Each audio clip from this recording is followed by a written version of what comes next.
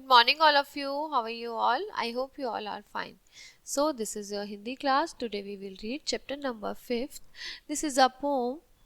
In this poem we have to learn, क्या सीखना है हमें कि जैसे हमारी एज बढ़ती जाती है और हमारा एक्सपीरियंस बढ़ता जाता है, उसके साथ साथ हमारा जो दृष्टिकोण होता है वो भी गहरा और व्यापक होता चला जाता है। इस कविता के माध्यम से हम ये देखेंगे चिड़िया का घर। प्रस्तुत कविता के माध्यम से ये बताने का प्रयत्न किया गया है कि उम्र और अनुभव बढ़ने के साथ साथ दृष्टिकोण भी व्यापक होता चला जाता है। दृष्टिकोण हमारा अच्छा और बड़ा और मजबूत होता चला जाता है और हमें ज़्यादा चीज़ों का ज्ञान होता चला जाता है जैसे जैसे हमारी एज बढ़ती है और हमारा एक्सपीरियंस भी बढ़ता है। देखते हैं, आइए। सबसे पहले मेरे घर का अंडे जैसा था आकार, तब मैं यही समझती थी बस इतना सा ही है संसार। फिर मेरा घर बना घोंसला सूखे तिनकों से तैयार, तब मैं यही समझती थी बस इतना सा ही है संसार। फिर मैं निकल गई शाखों पर हरी भरी थी जो सुकुमार, तब मैं यही समझती थी बस इतना सा ही है संसार। आखिर जब मैं आसमान में उड़ी दूर तक पंख पसार, तभी समझ में मेरी आया बहुत बड़ा है ये संसार। ये कौन कह रही है? ये चिड़िया कह रही है।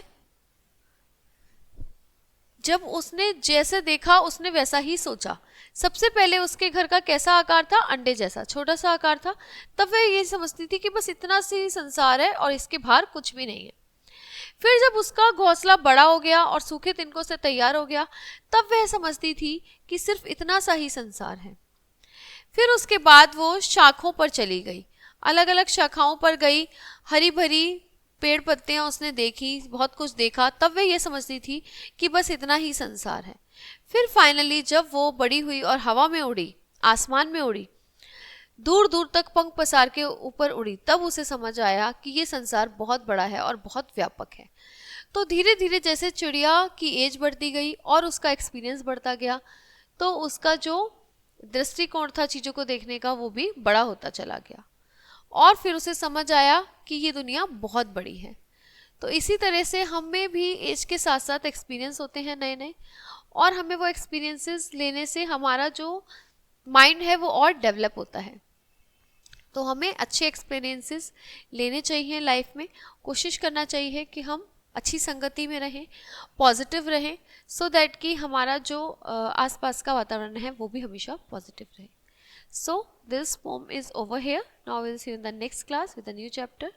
Till that time, bye bye students. Have a nice day.